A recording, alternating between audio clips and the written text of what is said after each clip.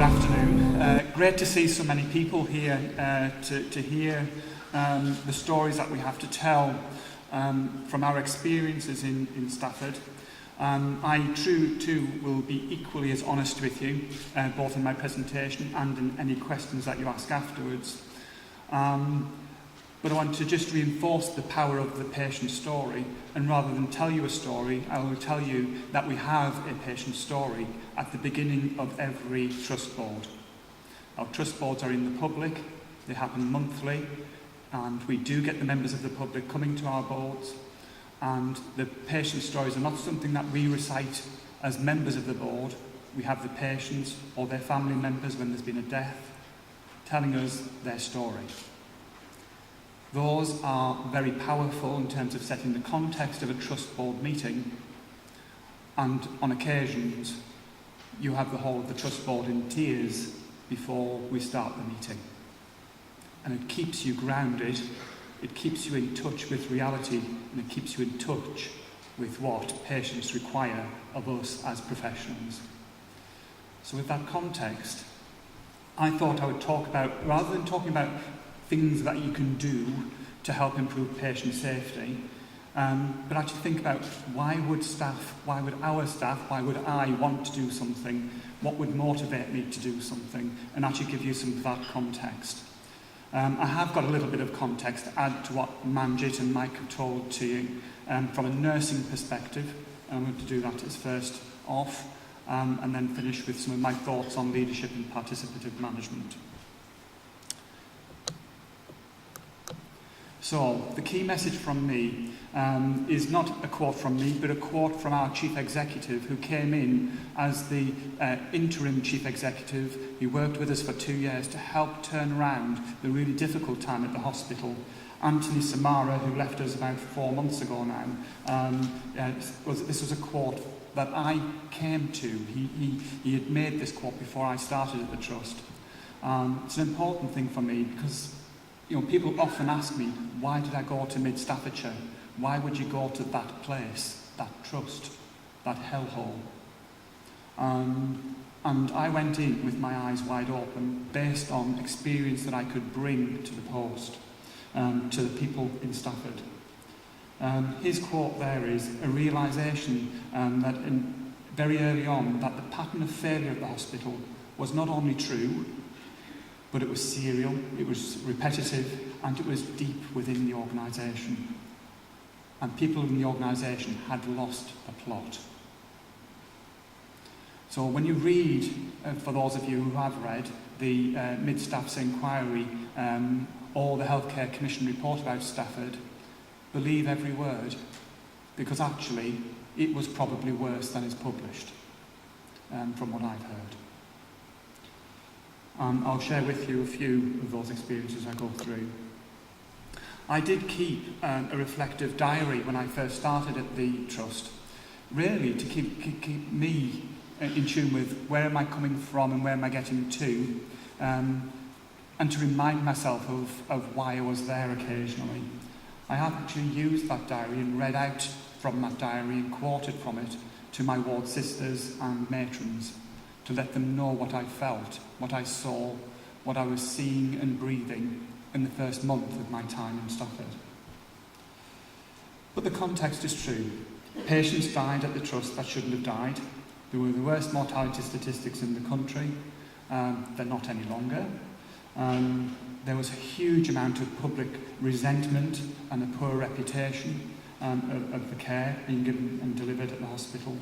The staff morale was really low, which is kind of interesting because the first day I walked through the front door of the hospital, I was expecting to walk into a place that felt like doom and gloom, that felt like a war zone, that felt like that there'd been a lot of trouble, but I didn't. I walked through the front door, I was greeted, nobody knew who I was, they pointed me in the right direction, it was clean, it was warm, it was welcoming, and it kind of didn't feel like what I'd read. All I can say is that you scratch the surface of something or you lift up a stone and actually the truth begins to be seen. There's staffing levels, which I will say, they've been mentioned a couple of times now, I'm not sure if you actually fully understood what was being said about the nurse staffing levels at the trust at that time. There were no ward sisters. There were no ward managers. There was a floor manager who managed what you would call many wards. There weren't matrons, and the balance of staff within the hospital was 40% qualified or registered nurses and 60% unregistered nurses, many of whom had actually had no training to do the job that was expected of them. In many English hospitals, the skill mix is the complete reverse. From a very eloquent question from early on about staffing in hospitals and about the effect of poor staffing on mortality and all those other things. Wealth of research there, particularly from California and Western Australia. And if you ask the question again, I'll answer with a more fuller answer for you on that one later on. But the staffing levels were very clearly in a very poor state.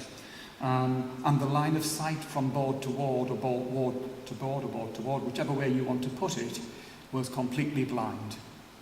People were not seeing what was going on. The staff have told me they never saw anybody from senior management, let alone the board. So the middle tier that managed the operational day-to-day base of the organisation were also not available and visible to what was going on. So there's some clear gaps here beginning to unfold, and some of them are not rocket science. Mike mentioned to you Cure the NHS. I mean, you mentioned a lady called Julie Bailey. Julie Bailey is centre stage for you here. I am actually extremely grateful to this lady. This lady not only raised issues about Stafford, but she has raised the concern nationally and internationally about poor care. And we should, as a profession, applaud this lady for actually doing that and actually bringing that to the fore. There are opposite views, and that is mine.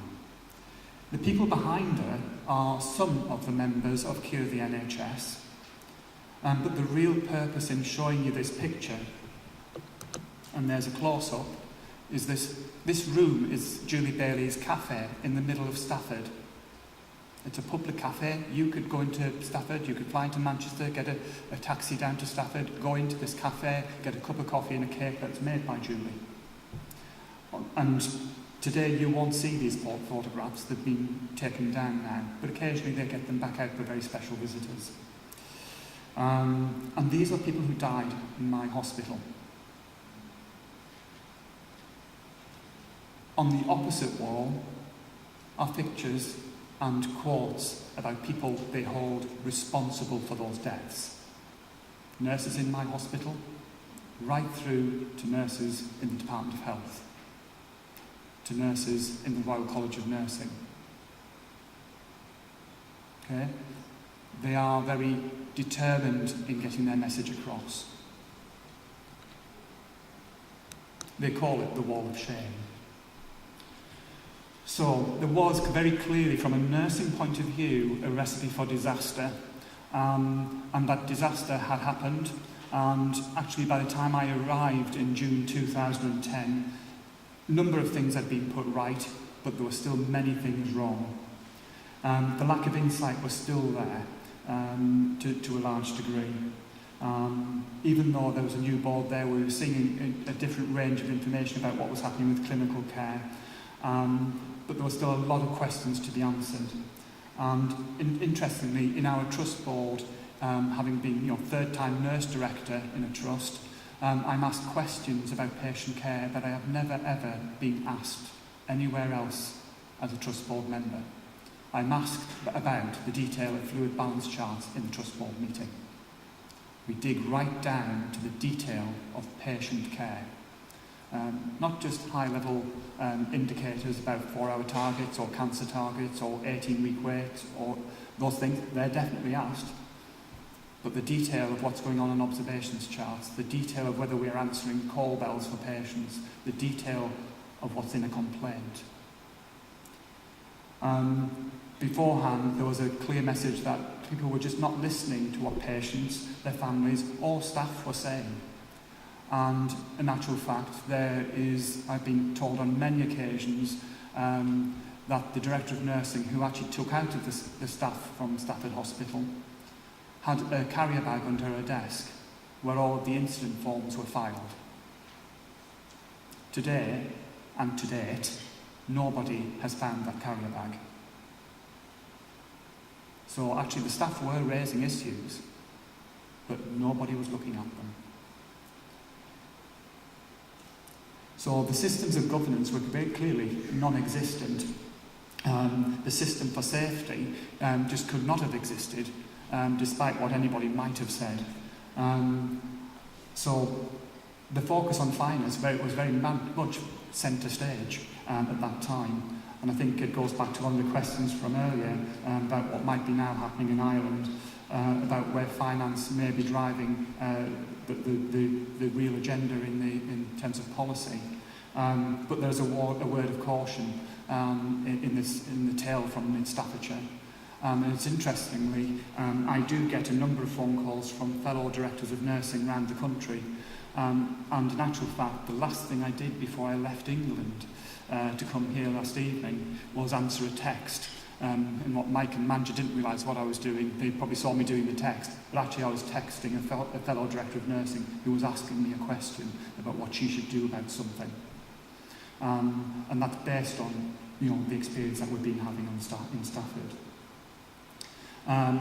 The communication chains clearly just had no information at all between the board, the ward.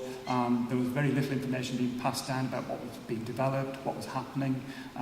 The staff at ward level didn't know what was going on. They did feel very frightened. They felt very frightened of their middle managers, those managers being nurses, which I think is really sad. I'd like people to think that they could respect me, but I'd hate to think that anybody was ever frightened of me. They may well be today, I don't know, but I would hope that they would trust me enough to talk to me, and certainly the evidence is that they do. The Trust Board and the Board of Governors were actually kept in the dark. The Board of Governors, which is an arrangement with foundation trusts, is an extra layer of governance, and they actually didn't know what was happening. They said nobody told them anything. They were not involved in any meetings with the trust directors. They were kept completely in the dark. And that's a tale I hear from time to time in many trusts. Complete lack of openness, a lack of genuine clinical engagement, and certainly my matrons that I inherited when I got to Stafford, they're not involved in some of the key decision making that's going on in the hospital. And they have asked me why, and I have actually given them a very honest answer, because when they have been asked, they don't turn up. So if we want to have a voice, we've got to put our money where our mouth is and actually get there and actually have that and use that voice. So they're beginning to turn up. I've still got a lot of work to do there.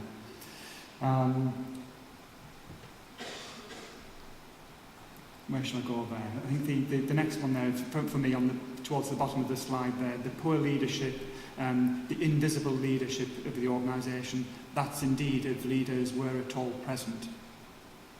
And I think we should be very careful about confusing managers who are managing a system as to whether they are truly leaders or not. And I think from the experience in Stafford, I think we probably didn't have leaders. And then the denial of responsibility was very clear in the organisation. And today I still have people who deny that things went wrong, that they denied their part to pay. That actually, when Manjit told you the story about Julian Asprey and the inquest from last year, I actually went to that inquest. And I went to support the nursing staff who were giving evidence. And there was a floor manager who was actually present at the inquest, who I'd never met. She had actually been suspended from duties at the trust before I got there.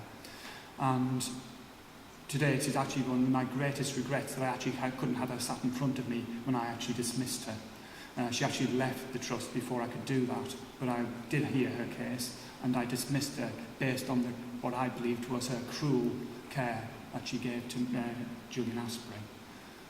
She's now currently under an investigation by the Nurse and Midwifery Council.